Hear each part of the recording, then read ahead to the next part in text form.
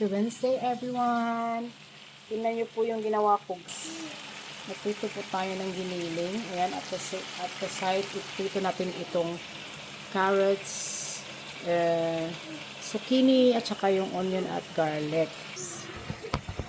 Prito na po natin, guys.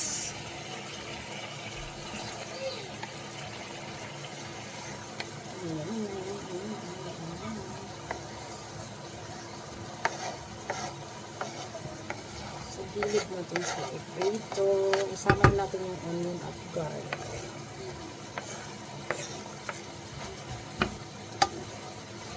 Season with paper. Paper tayo dito.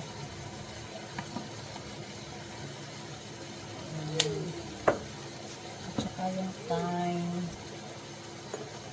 Ito. Dito pala. Naalo ako kung sana yung time na dito ko. Ayan, para mabango po siya, guys.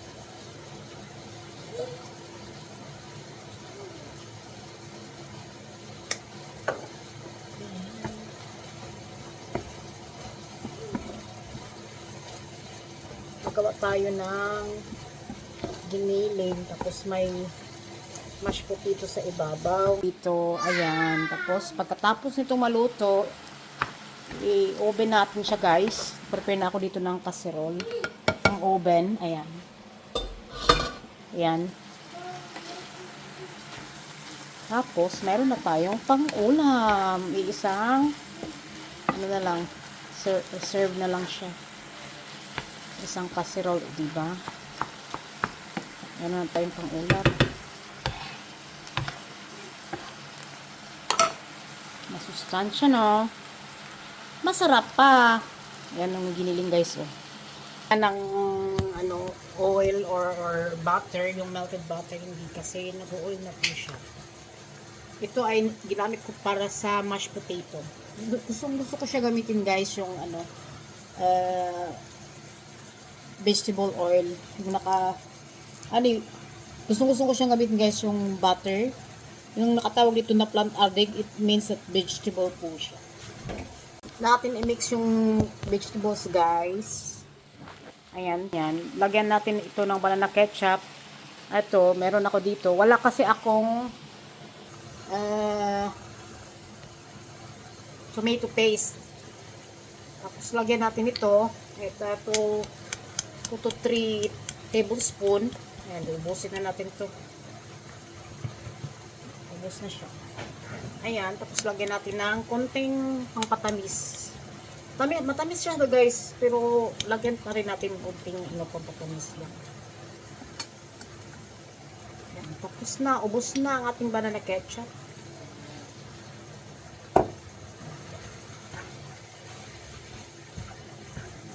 Sarap na yan.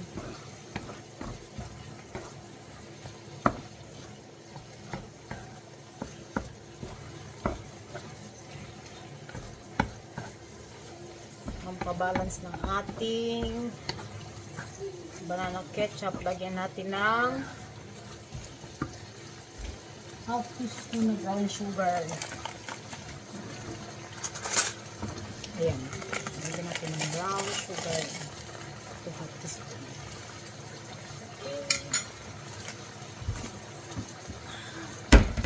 Ayan siya, guys. So let's say after 3 minutes, guys, in low fire, ilulo ko yung fire kasi nasa high pa siya. Ready to oven na po yan siya. Lagay lang natin yung ready to made natin na mashed potato na niluto ko yan siya kanina. Ayan ang ating mix na giniling na may carrots at saka zucchini at saka bawang at sibuyas, guys. Ayan, ready to na yan, oven for about 30 minutes, 350 Fahrenheit, or in Celsius is 175.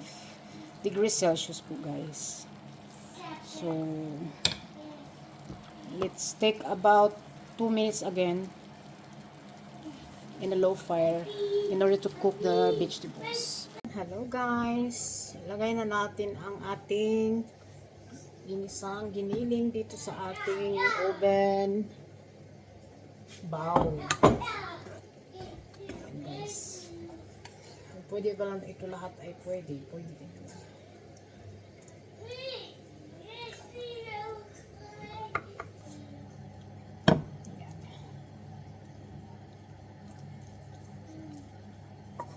Hindi naman siya lahatin. Hindi na lang kasi sa sobrang dami.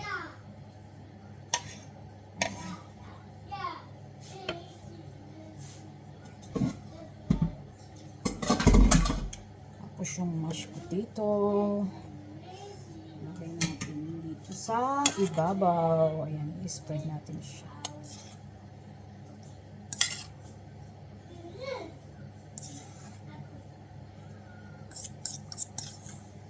Oven natin yan. Diba? Meron na tayong ulam sa isang kaserola. Bali half kilo lang din itong guys, potato, mashed potato na ginawa ko guys. Yes. Ayan. Kasyang-kasya ha. Sa oven bowl na kinuha ko. Oh, nasan ka ba niyan?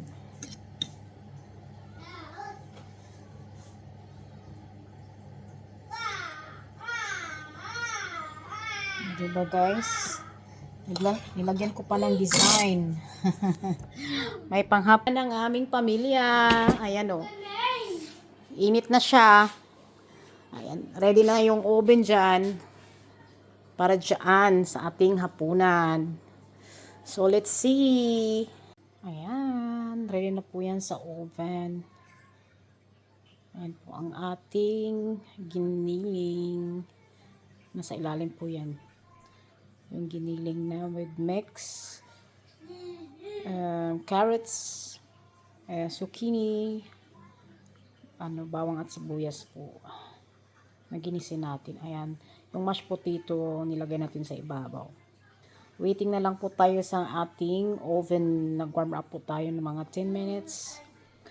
At about 175 Celsius po siya. In the oven.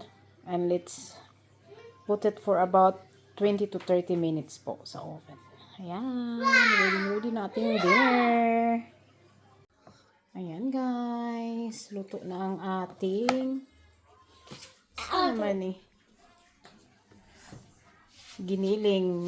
Naginisa natin kanina sa pan. Tapos ngayon, lagyan natin ng mashed potato. Ayan, ang init. No, that's warm. That's too warm. Ayan guys, ang ating ulam for tonight. Ayan ang ating dinner. Ayan, kuha tayo kasi gustong-gusto nang kumain ng ating bugoy. Ayan sarap yan guys. Ayan. Yummy, yummy. Yan ang gusto ko. Ayan. Mainit pa yan, baby. Tapos may tubig pa siya sa ilalim. Kasi nilagyan ko siya ng, wala akong celery, courgette lang ang meron sa akin. So, mas masarap talaga kapag celery.